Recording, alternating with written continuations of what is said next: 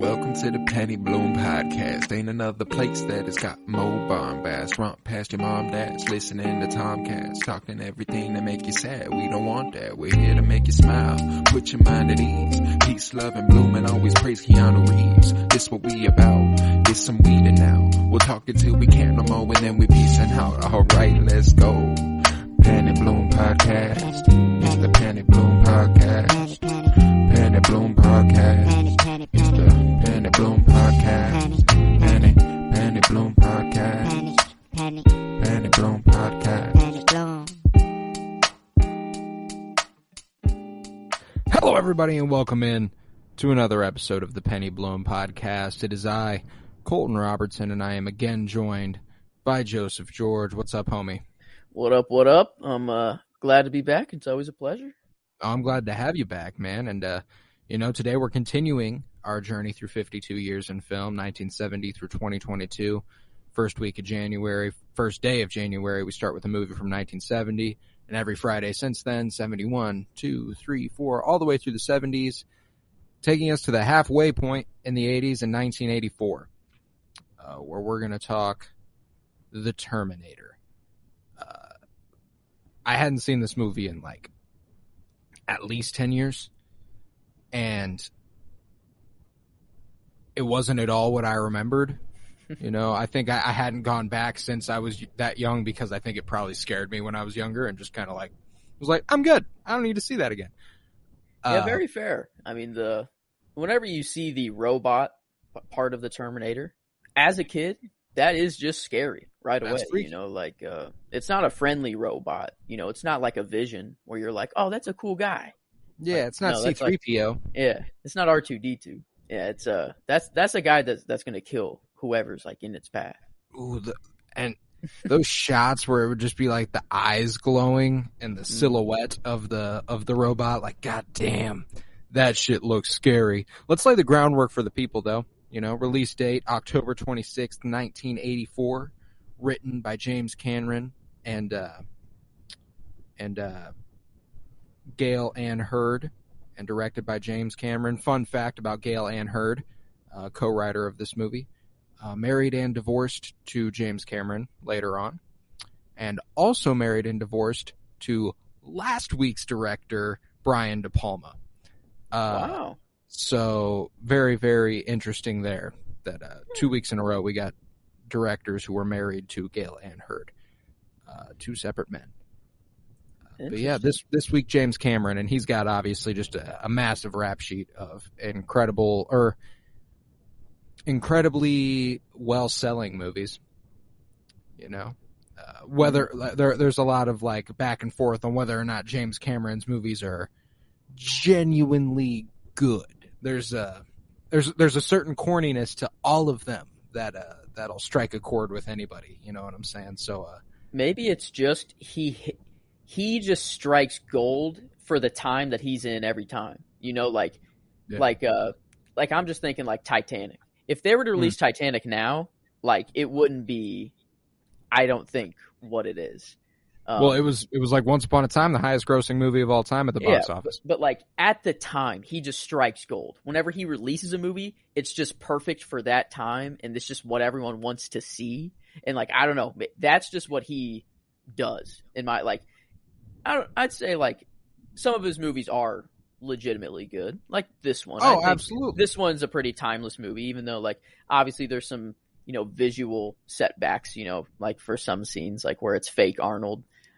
Fake Arnold, bro. But you throw those out because of just how good the movie was, just the story and everything. It's just, and that's the thing is that there's this thing that George Lucas does really well, the archetypical storytelling. Where you got the good and you got the bad, and they're grand forces of good and evil clashing together, and we see the good win out. This takes archetypical storytelling to a different level, in that it is I hadn't seen this movie in 10 years, so I didn't really remember the plot at all. I just remember robot, big bad, scary guy. And I could beat for beat knew it. I mean, like, I knew exactly what was coming in this movie. It was like no surprises whatsoever. And it made me wonder if it, like, I know it was cheesy and corny, like, as soon as they brought up that she had a son in the future they needed to protect, and he knew the father died before the war, I was like, bro, this guy's the father, guys. This is really easy. I had two lanes of thought. I was thinking the obvious, like, yeah, okay, obviously this is the father. He's, you know, blah, blah, blah, blah. Or, like, this story's getting really weird if, like, this is the son or something. And I'm like, I'm really hoping they're not going down that path. No, and they went with, like, the most... Duh. Like, yeah, of course this is how that... Because, like, I was like, please don't, like, let another big... huge thing have as soon as they introduced the idea of the time traveler coming back to protect Sarah Connor, I immediately went like, okay, so this is going to be some sort of looper situation where you loop back in time to create the same situation, just because, like, that's what they're trying to do. They're not trying to change anything. They're trying to maintain. They're like, as long as she can stay alive like she's supposed to, it'll be we'll eventually win out. And obviously we have a whole slew of Terminator movies to show that that's probably not exactly the truth. But I do love the simple, you keep this woman alive. There's no other ripple effect here. It'll be just fine. This one man, this son saves us all. You know, like, he was such a great leader. So, like, whatever this man did created a absolute moment in time, you know, like, yeah. So maybe there's more to this John Connor that we don't know. I don't know. Yeah, well, and that was the thing too, man. You know, I watched this movie and I was like, fuck. Now I gotta watch 6 more Terminator movies. I gotta watch them all now. I mean, like, come on. Like, maybe that... Well, and it wasn't just like the strength of this movie. It was kind of like the mythos. They kind of, like, you could tell they had the bones to have like a general structure to the universe where it's like, well, these robots came after these robots at this period in time, and I'm like, damn, that's interesting. I want to know more about it. And then at the end, I mean, you have, like, there's a storm coming. I know. And it's just like, you know, just her driving off and you're like, damn, now I just need to watch the next one. You know, it's like... Well, that's the thing is, you know, like, this was such, like, genius work on James Cameron's part in terms of building a franchise, because it's so clear that, like, that was the direction here. Like, we're gonna make more movies. By introducing Sarah Connor, who is absolutely fucking awesome, by the way, one of my favorite movie heroines ever, played by Linda Hamilton. Just outstanding. To, like, set her up as a legend in, like, Kyle's eyes, where, you know, the one who trained and taught our leader to organize and to fight, and it's you. And she's like, how the fuck do I go from this to that? And, like, whenever that happens the first time, I go, okay, so this is the very experience she needed to whip her into that. So, like, that's what has always happened. That's the loop, and it just keeps happening. So it's like, I mean, and this is all just time travel, mumbo jumbo, whatever. Like, obviously things are going to get lost. Like, right, yeah. Did he know he was the father coming back? No. Because, like, but she says, like, I'll tell him. Like, she told John that he was the father. But it's a question if John then told Kyle that I don't think he does. Yeah. Because I think the implication is, like, he can't know, or else it doesn't go exactly the way it does. The way it's supposed to go. Okay.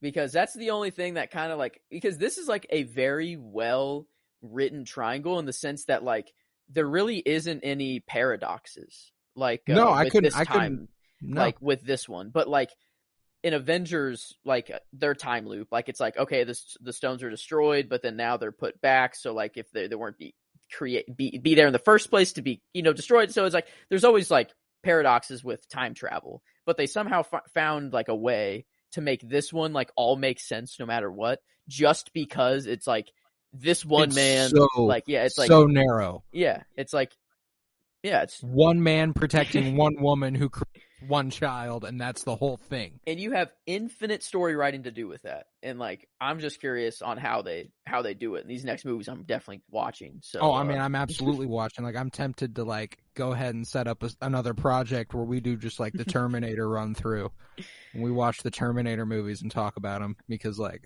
I mean, I have to now. And I mean, like, knowing the recent ones where Sarah Connor's back, Linda Hamilton's back, and like just a couple years ago, I think it was like Terminator Dark Fate or something with Gabriel Luna, who plays Ghost Rider in Agents of S.H.I.E.L.D., for the record.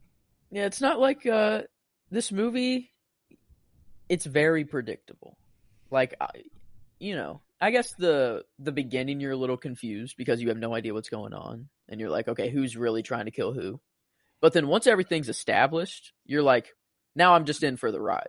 And like I absolutely loved it. Like, don't get me wrong, like I was having tons of fun. It's the comparison I draw it to in terms of like the fun I was having was like Raiders of the Lost Ark, but I don't think it was nearly as good a movie. But like it's having the closest fun comparison. Yeah. It's like on our list so far, I think Raiders is the closest movie to this.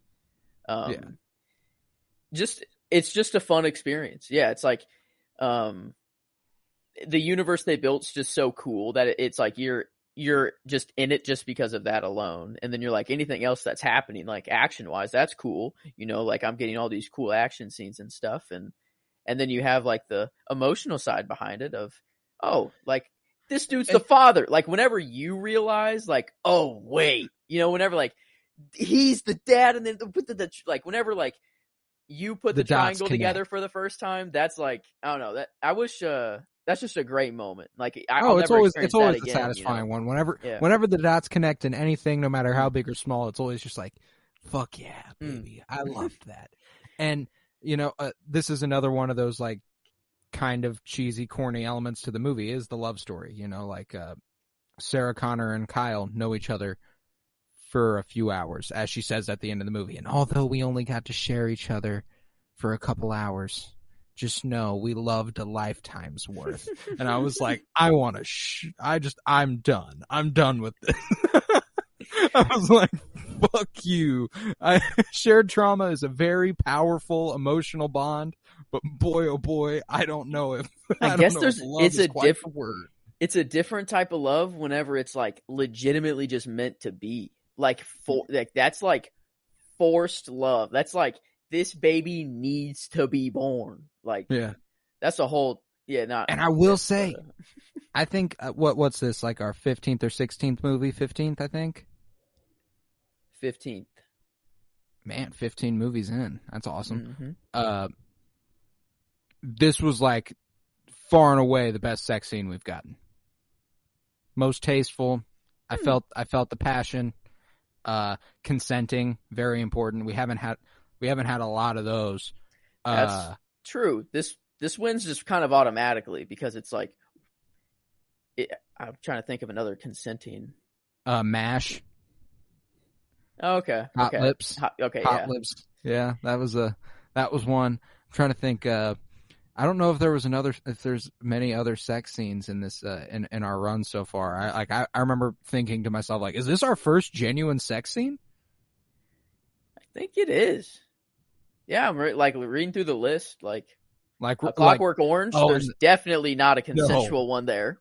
No, definitely not. The Godfather, I don't remember a sex scene. No, I don't either. Just in general, in both of those. American Graffiti, no. They were in cars the whole time, and I guess Jaws. Nah. Taxi Driver. No. There was mention of sex in Jaws, but no actual follow through. Star Wars. Want to get drunk and have sex? That's and then have the sex Jaws. Theater. In Taxi Driver. In Taxi Driver, guess. Yeah. That's the closest we got there. Yeah, 36 Chamber, none there. Apocalypse Now. I don't recall. Yeah. There was that whole Playboy or whole thing in the that middle, wasn't very The Shining? No. Apocalypse? No, I just said that. Raiders? There's no. Nah, there's just the cute, like, Marion Ravenwood and Indiana Jones have a thing going on. And then Blade Runner. When they're about to get going, when Ravenwood is, like, ready for it, Indy passes out. Yeah, so this is definitely the first, like, just genuine sex scene of our list so far. Nice. So it makes sense that it just good wins. For Sarah Connor and it wins Kyle by default. It wins by default just because all the other ones haven't been great or consensual. No, yeah. But this one, it was beautiful. It was like a and like I will moment. say something that elevated this movie in a really interesting way because it was like as corny as could be was the soundtrack. Like it was the most corny sci-fi action music of all time. When the sex scene is happening, the love music they're playing is like, damn, bro, like what are we doing here? Like, but I loved it because like it really makes it feel like it's like it's so bad it's good. That's part of the reason I love 80s movies is that's how a lot of them are. Is that it's like, man, this was so cornily made, and like it had to be corny though because it really is laying the bones for the entire action genre we have now. Like there's not. I'm trying to think. I had an example in my head when I was watching the Terminator. I was like, there's no this without the Terminator. I mean, Avengers Endgame, good example. I mean, probably a lot of Avengers shit probably doesn't happen without these early action movies. Age of Ultron, straight up, it's basically the Terminator. Like, oh, that was the one. I said it was Ultron. It was Ultron doesn't happen without the Terminator. So I should love the Terminator with a burning passion because it's like the baby of my guy, of Ultron, the mother of Ultron. But yeah, I mean they just like they struck gold creating this universe. Like this universe just it writes itself. Like when you involve time travel, infinite possibility. Just keep this person alive. You can do it when they're 10. You can do it when they're 30. You can do it when they're. I guess the baby has, it has to be pre-baby, but for at least Sarah. I think Sarah T2 alive. has. I think T2 has the baby. I think John Connor's a part of as T2. in keeping Sarah alive, it only matters until John is born, and then it just matters about keeping John alive, and then it just matters about keeping Reese alive, so that he can go back to create John. So like they all have to be protected. Good point. Oh, and did you know the guy who plays Reese here, Michael Biehn, Biehn. He appeared in The Mandalorian. Really? As Lang, and if you remember the episode The Jedi, the man who had the standoff with Mando at the end, and ultimately like acted like he was going to lay down his gun, and then acted like he was going to draw, and all that. That's him. That's Kyle. Huh. That's awesome. What are the odds of that? He's like nice little Star Wars crossover there. Sick. Huh. Yeah, this like whenever I was watching this movie, the only memories I had of Terminator is whichever movie is Arnold is protecting Sarah and Sarah's really young. I think it's T2. I think it's like the second movie. That's the memories I had of Terminator. So this I barely had like any memory of or like the plot at all. So like this was basically a completely first watch. Because I was expecting like, when's Arnold going to turn? Like, when's he going to be the good guy here? Like they're taking a long time for him to be he's just straight evil here. And I was like, this is the best possible role for Arnold Schwarzenegger. Yeah. This is top one for Arnold Schwarzenegger, and it's easy because like he doesn't have to do shit. He just has to stomp around looking giant the way he is, and then say things robotic as hell, which is really easy for him. And it's like him cashing checks after checks. This was a dream gig for Arnold Schwarzenegger here. Just made sense. Like I don't know. For a dude who honestly doesn't have the greatest acting chops of all time. but was one of the biggest action heroes of all time. This is top one. Man, I wonder casting if it was like obvious, like in that time, like yeah, it's just Arnold. Like I wonder, like if there was any like debate at all, if it was just like yeah, no, like we're going with Arnold Schwarzenegger. Well, let's see what Arnold Schwarzenegger's catalog had been like at the time, because I don't know when he made the switch for real from bodybuilder to actor. He was stuff in the 70s. He was in stuff in the 70s.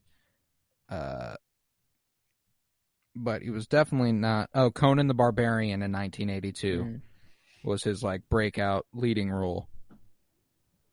And then, I mean, after that though, it was the Terminator. Yeah, so it was like it probably wasn't obvious. It was probably just kind of like, I mean, that guy's really big and kind of a huge action star at the moment. Well, yeah, the fake Arnold. You know, I guess it's he's a very easy face to make if you have to make a fake version of. Which is a weird thing to say, but it's like you still like know, like, oh yeah, that's Arnold. Like oh yeah, I could recognize it. I absolutely could. Like distinct look that he has. Even when he's looking like mega fake completely in plastic. play, whatever. Yeah, but like you still like, yeah, that's Arnold. Like looking like the Santa Claus 2 Tim Allen Santa over there. Yeah, like they didn't whenever he cut into his arm first, like that was okay, a little blood, but then he straight up was like, oh my god, stabbed his eye, bro. I was like, oh no, are they gonna like, oh, and like I thought they'd like cut away, you know, and then they were just like, nope, here we go. And I was like, he looks kind of fake. And then they like zoomed in, and I was like, oh, he looks really fake. Yeah, but I mean, it didn't like take me out even. Like, oh no, it didn't. Like, I was still like fully in. That's the advantage of making an excessively corny movie, is that like I'll accept almost anything. You know what I'm saying? Like, it's like, oh, okay, you know, like, true, like fine.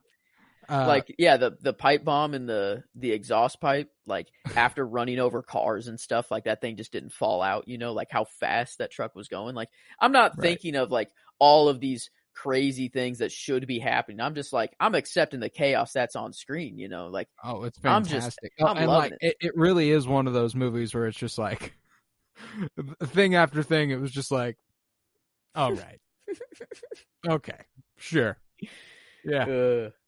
Yeah, man, the only time where I was like, I don't know, I felt really bad. This is very weird, but it was in the club. She was in the club hiding, and then Arnold walks in and then like starts like shooting. Everyone's running away, and just this innocent bystander just gets lit up and then falls on top of Sarah. Oh yeah. And I don't know why, but like just this one innocent bystander that like is like one of the only, like, I mean, there are other innocent people that get killed, like the truck drivers or like people like that. I don't know why I just kind of like threw off their deaths as like, just like, oh yeah, it needed to happen for Arnold to get truck, or it needed to happen for whatever. But this one I was just like, oh my God. Like I don't know. She I was was just just in like, the way. yeah. And like, no, and yeah, then now like she's just on top of Sarah. Like, you know, she can't move now. I was just like, damn, I don't know. But no, yeah, there were a few in this movie that like I would like. So there are things about this movie I remember, obviously, like, and it's generally just looks. I remember the robot, and I remember Arnold with the fucking shades on. So it was cool to see how those things happened. Like when he shows up and he's butt ass naked, and then he goes, and obviously I remembered him being butt ass naked too, but I didn't remember anything else. And so seeing him show up and then immediately acquiring the clothes, and then when he does stab into his eye, I was like, oh, that's why he wears the shades. Like that, like, so seeing those things kind of come together like that was really satisfying. But I absolutely did not remember anyone's story. So whenever like Ginger and her boyfriend show up, I'm like, cool, more characters in this movie. I didn't know there were more characters in this movie. And then it was like, oh, they're not going to be here very long. And they weren't. They had quite brutal deaths. I was just like, God damn, what a shitty day for that little group right there. Huh. That dude, like, okay, the boyfriend, he was really confident going up against Arnold. Like, dude walked through the window and he saw Arnold Schwarzenegger and was like, "You don't want to mess with me, bub." Like, the fact that Arnold it still isn't like a 6'7" monster guy, like the dude wasn't gonna do anything. And then he's a robot, like he can't do any damage to anyway. Like for that boyfriend was, I guess, what are you gonna do in that situation? Like, hey man, respect. You trying to hold it down. You know what? Yeah. You know what? Now I'm on his side. Actually, I'm like, I was like, man, this ain't gonna go well for him. But you know what? He's trying to hold it down for his girl, and I appreciate thrown that. Through a wall or door. I don't know. Thrown through that door, dead as fuck. Yeah. Ginger sees it. I was like, damn, man, that's traumatizing. She was just ain't making gonna a matter sandwich long, too. though. Yeah, she was just making a sandwich, and then. Well, what's shitty too is that like Arnold sees her and goes, "Well, that's Sarah." And then like finds a picture of Sarah and goes, "Ah, damn. So that wasn't Sarah." Nope. He doesn't care though. He's like, "I'm just here to kill Sarah. That's it. Anything that gets in my way, I don't care." Like, hey, and not just Sarah. Sarah's. Every Sarah in the area, if it takes.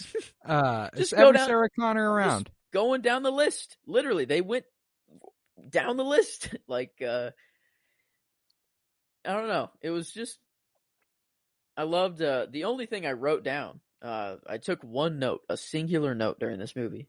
And it was a quote that I think Kyle said. And it was that they decided our fate in a microsecond. Extermination. That was the moment that I went, there's no Ultron with that. Yeah, that's probably why I wrote that down. It is just great. Like, this movie, like, made me just think, like, damn, like, we're kind of getting a near this situation. 2029 is what they say is like when the world goes to. What was the year when the nuclear thing happened? It was like a couple years from 1984, actually. So like, oh, never mind. I thought like the nuclear fallout happens. Yeah, that's like, right. Reserved from like 21 to 29 or something like that. And that's when he was a soldier. That's what I'm remembering. And he grew up after the nuclear war because oh yeah, duh. Yeah. Duh. Yeah.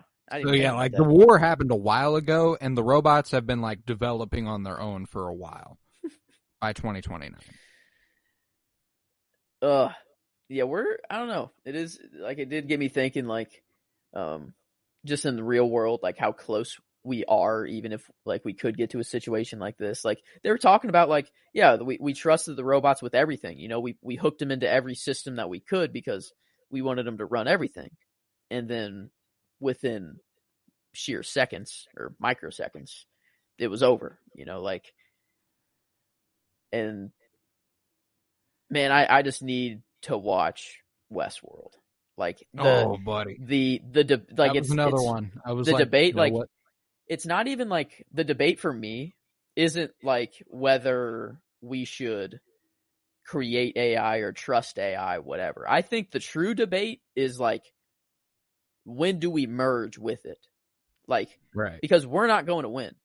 Like, no matter what, we will lose. Like, we're just literally inferior at that point. Like, exactly. Like, literally. Like, we will have to, like, accept and, like, coexist with AI. So it's either we're joining them or we're, like, letting them run the world, basically. And pretty much.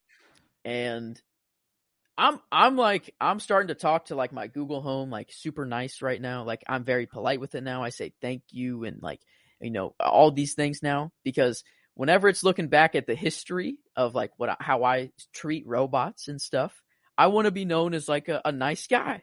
So I'm starting early. I'm starting early. Hey, you know what? I'm gonna hop on. Hi, cutie. How you doing? Yeah. I'm talking to my laptop right now. Or FBI agent, if someone you watching you me. That's too. How even you weirder. doing, cutie? Yeah, I'm not talking to you. I'm talking to the robot. Yeah. My computer just got shut down. Damn. Hold on. Someone's at my door. But yeah, this, I don't know, very simple movie, but just they executed it well. Was like, incredibly well. Like, it's, and It's interesting because, like, it's not really a visual thing either. Like, it's not visually, it's not even on the level of like Scarface, Blade Runner, the last few weeks. Like, it just like is, and like whatever it is, I'm really okay with it. You know what I'm saying? If Like, there was stop motion in this movie, you know, like whenever it was the fucking robot was moving, I was like, okay, man. So like, obviously this is like a product of its time. You can't just have a fully fledged robot walking around. No. They didn't have the computers to make an Ultron like, you know, character. Absolutely. But like, even with that, like, it's like, it doesn't matter. Like, it's almost like they chose to make the movie corny because they knew they couldn't like fully put like their vision on screen. Because like, I like, obviously James Cameron is thinking like these robots are, you know, very smooth walking and very scary like, and not stop motion like, you know, right, whatever. So like, I'm curious on like, maybe James Cameron's like he's big brain in it, and he's like corny on purpose to make whatever technological limits at the time just not matter. Kind of work. Yeah. Like, because that, like, it does ultimately work to its advantage in some way. Like, when I'm watching that last little sequence with the actual robot in stop motion, I'm like, it kind of adds to what I'm watching in a way. That's like, it kind of makes me go like, this is an impressive relic. You know, like, it's like, man, this is what they had to work with in 1984. You know what I'm saying? And like, they do it really, really, really well. I think it's weird to say, or it's not what I'm trying to say, that like I respect the filmmaking back then more than now. Like, one person could make an entire scene of a robot walking up steps, and like one person with a computer can make that like pretty easily now if they know what they're doing. But like this stop motion, all of these walking, like, this took probably hundreds of people, multiple weeks, if not months, if, you know, like, just like per shot, and they had to get like the foot like on the stair, like, you know, all of this stuff was captured in camera. And it's like, there's a different like respect that you have for that. Like, I respect the hell out of like VFX artists and stuff like that. Like, they don't get enough credit, in my opinion, for like what they do. I agree. Because everyone just accredits the computer, basically. Like, oh, that was just the computer that did everything. But like, this is a different level of respect, where it's like, this took so much thought and trial and error, and like basically coming up with brand new filming techniques to make this happen. Like, because I don't know of a previous movie where they tried to have a villain be a full robot like this, and then open in camera like this much, you know, like before this. This seems pretty revolutionary, like, for the time, I'd say. Oh yeah. And I have no doubt that it was, you know, like, you can't really point to another movie, and like, because I was thinking about like the mechanics of Return of the Jedi, and a couple years before that in Empire and A New Hope, and the way that George Lucas brought robots to life in 3PO and R2-D2 in a way that it made me think like, oh shit, at that time, he literally couldn't have menacing robots. They needed to be friendly. They needed to be friendly because there's no way to make an evil robot look good and keep them on screen for a while. You know, you see it a little bit in IG-11 in episode 5, but he's there for less than a minute, you know, like less than a minute of screen time. So like, that's fair. It is a lot easier to make a very friendly droid than a droid that has to kill and like do all these crazy, like, yeah, I didn't even think about that. Like, just the difference of a good robot versus a bad robot. Right. Can't really have a human inside of, I guess, the look of the robot they're going for, you know, very you could see through it a lot. Oh yeah, there were holes. So like there's that challenge, you know, you can't have a human inside, so that's like damn for the time, like right. Damn, that sucks.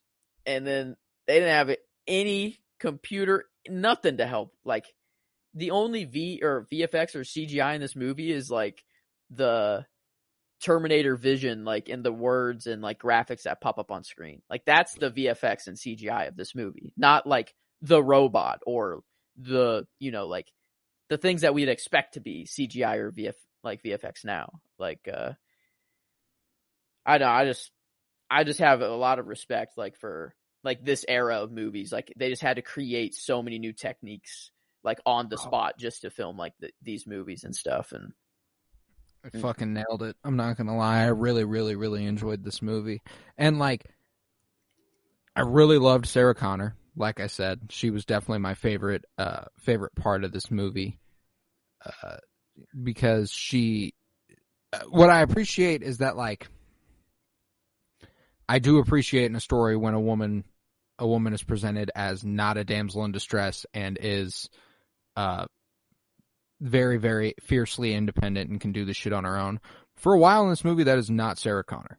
You know, like she really, really, really needs Kyle there. And then it's ultimately over the course of this movie where you realize this is what's building that fighter, that person who can teach John Connor to organize. And by the end of the movie, she's the one fighting him. She's the one fighting Terminator. She's the one saying, "Get up, soldier. We gotta go." She says that. And that line made me go.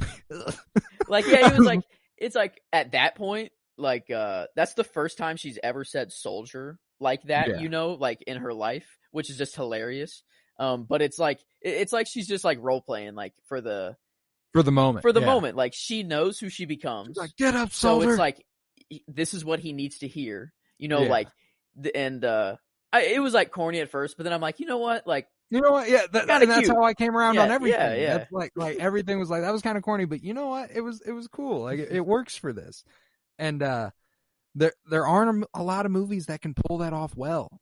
Most movies that are corny are typically just corny and lack a lot of other things. Like I might catch some flack from certain fans, but you know who I feel like was probably really influenced by this style of film? Sam Raimi with the first three Spider-Man movies, because they're corny as hell. They're corny as fuck, but they're awesome. Like that. Maybe that is like, it's so bad that it's good. Like, but it's not bad. That's not the right word. Bad, but it's not bad. But it is good because of how not good it is. Well, it's like there's stuff about it, like it's not surprising, which doesn't make it bad. You know, it just makes it like on the nose. I saw it coming. And while now I think that can kind of be more of a problem for a movie like this in 1984, I think it's unfair to judge it for unoriginality, because I mean, not a ton of really great robot movies before. I mean, we had Blade Runner a couple years before that was, I mean, all right. We kind of talked through that and how it was overrated and didn't really nail the robot aspect of the movie, actually. Because they didn't show a single robot. They were, all the robots were humans. So like skins. So skin bots. Yeah, so like they didn't have to show a robot on screen, you know. Right. And I mean, and then you have like Westworld in '79, the movie that's also humans. Humans? A little bit, but not for real. Not to the degree that Terminator does here. Oh yeah, they just have like flaps that they open and show like it sometimes, right? Yeah. It's very like, this movie is incredibly original for the time, and while like they are twists and turns you're anticipating, are they twists and turns you're anticipating because the Terminator influenced all those twists and turns you'd be anticipating? You know what I'm saying? Like, is this like the reason this is corny is because it's the groundwork? It's exactly what the bones of the entire genre is. That's true. Like, maybe it's not like, maybe watching this when it came out, like it's not corny, because like this is what we base kind of everything off of, or like these movies, and like it's just the baseline. And like whenever this movie came out, it wasn't corny. It just became corny. Over time. Yeah. Like I could see watching this in 84 and like just thinking like, damn, that was just like a great movie. Like I don't think they saw it as corny. And it is a great movie. Like the storytelling is corny to us, but for me, corny has never been indicative of bad. Like something being corny can absolutely be a good thing, and I think the corniness in this and that is brought to the table in this movie is actually really satisfying. Like it could have been done poorly, but it wasn't. And I don't have much else to say about the film, to be honest. Like I just think it was all in all like a really, really, really well done, corny movie. Yeah, it did its job. It's making me want to watch every single one of these after that came after. So like exactly. What's not to like here? Yeah, just what a very fun, very maybe not leave with the word corny, because it does have a negative-ish connotation to it. Oh yeah, absolutely. It's fun as fuck. It's an indisputably fun movie and coming off a couple movies in a row, Blade Runner and Scarface, that I probably won't be rewatching anytime soon. I can tell you pretty confidently that I will be giving the Terminator a rewatch at some point. That's a given. Like it was nice to get a movie after a couple in a row that I was kind of like, that was a tough one to get through, because this one was an easy one to get through, was fun as fuck, and I all in all really, really, really enjoyed it. So yeah, this movie's making the bookshelf. Like the where if I have DVDs, of the movies that I really like this movie's up there, as like a movie that I could pull out one day and watch again. I like that. So you want to get to the rating section? Let's do it. Of this here pod? Mm-hmm. Enjoyment wise. It's a high one. That's a high one. I don't know if is it a 5? I don't know. I don't know about quite there. I'm going to go really high with it though. Yeah, I'm going to go 4.75, right, 4.8. Cool. Like that's right where I was. I'm thinking it deserves a 4.8.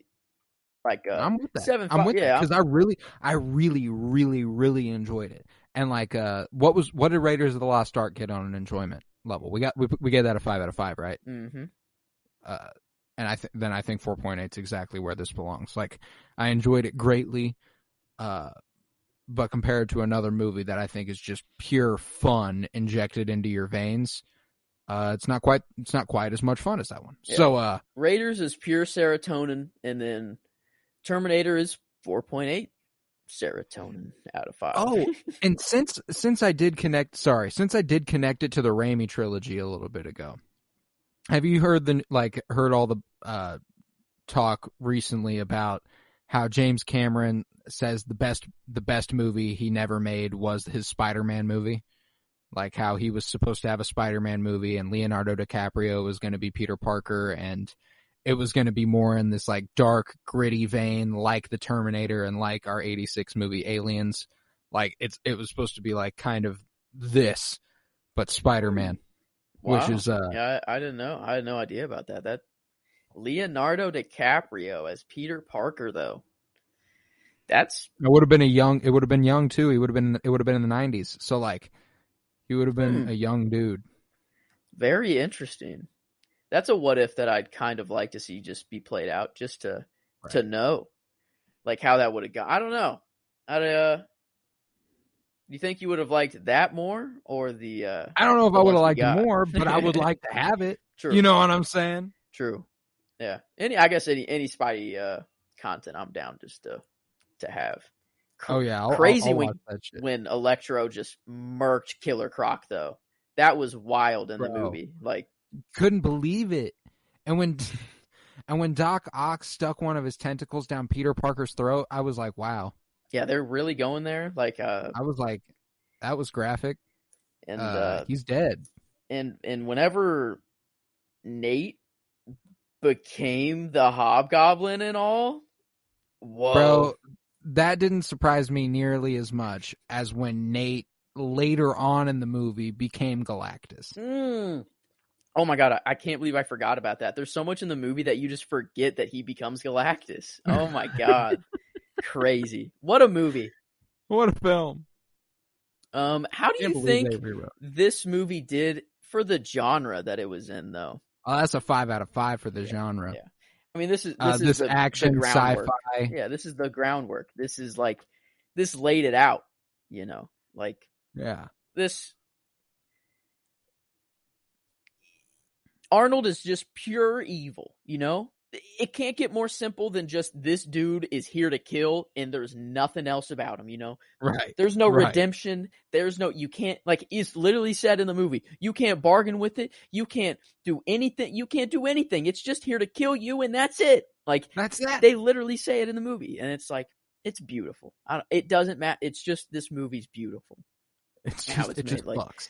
Like, as a sci-fi nerd, this just checked all the boxes. Time travel, scary robots, paradoxes, you know, making me think of the future. Yeah. A love story I'm compelled by with a consenting sex scene. Yes. Hell yeah. Now, as a film, how was this made? And you know, it's on the higher side. Like, it's for me, straight on the dot 4. Straight on the dot 4 out of 5. That's fair. Yeah, like pulling like the technical, like the fake Arnold, whatever, stop motion, like that's not even a factor here.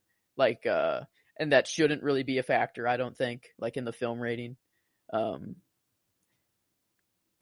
yeah, like it was still very well made. Like the story, although corny, is still very invigorating and it keeps you in the whole time. You know, this is a movie that like you watch all the way through. You don't take breaks. That you're like, I didn't get on my phone. You know, I'm in this movie like the whole time. I think 4 is fair. I think that's totally fair. And thus, and that would average it out to be a 4.6 out of 5.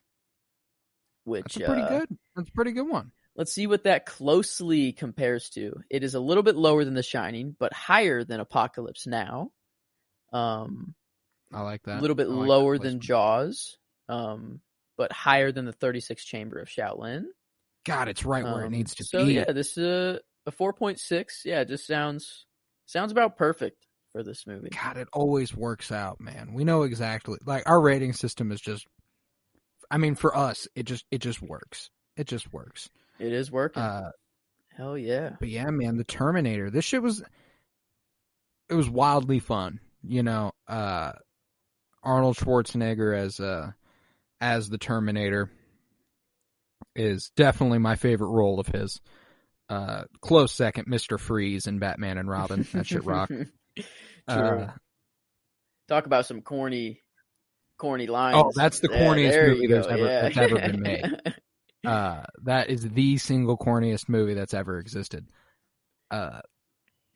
But yeah, Sarah Connor, one of my favorite characters overall, just like ever, especially along this like 15 movie run we've had so far. She's up there, you know. That's an awesome character. And you know, one character I'll say, one of the most underrated characters I've ever seen in anything, Kyle Reese, baby. I don't know how I didn't know more about Kyle coming in this movie. True. I had no idea about Kyle. I didn't either. I just knew Terminator and Sarah Connor. I didn't know about Kyle. Kyle's part of this triangle, man. Deal. He's a huge deal. He'd ask to be kept alive just as much as Arnold as Sarah and John. You know, like he's the father. You know, he's the dad. He's a daddy. But yeah, good on you, Kyle. Like, you deserve some more recognition. He does. But hell yeah, man. I don't have much else to say about this one. Very, very good one. I'd say I'll leave it with the Penny Bloom Award of Best Hair or Good Hair. This has some good hair.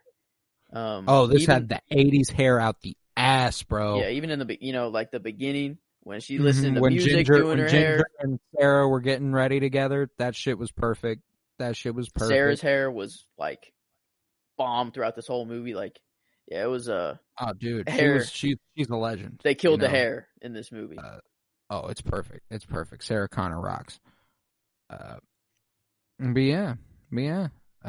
If you would, head to patreon.com/CoroBloom, where you'll find well over 21 hours of exclusive content at this point. Some artwork I post over there. All that money goes back into me being able to put on this podcast. So I really appreciate any support we can get over there. Follow on Twitter @PennyBloomPod, where you can find any updates on what movie we'll be covering the following week. Next week is 1985, and we'll be talking John Hughes's The Breakfast Club. We're going right down the middle. Like, how could you get more 80s than with The Breakfast Club? That's a legendary one there. So I'm very excited for that. And if that were to change, it won't. But if it were to change, you would find that out on Twitter @PennyBloomPod. And then also follow on Instagram @PennyBloomPodcast. I was Colton Robertson, joined by Joseph George. Thank you very much. Thank you for having me. It is always a pleasure. It is always a pleasure. And as we continue this 52-year journey through film, I just want you all to remember, peace, love, and bloom. And even though we only had 50 minutes together this episode, we loved a lifetime. Wow. You're terminated, fucker. Ah, fuck yeah. Had to This throw that one in. podcast is terminated, fucker.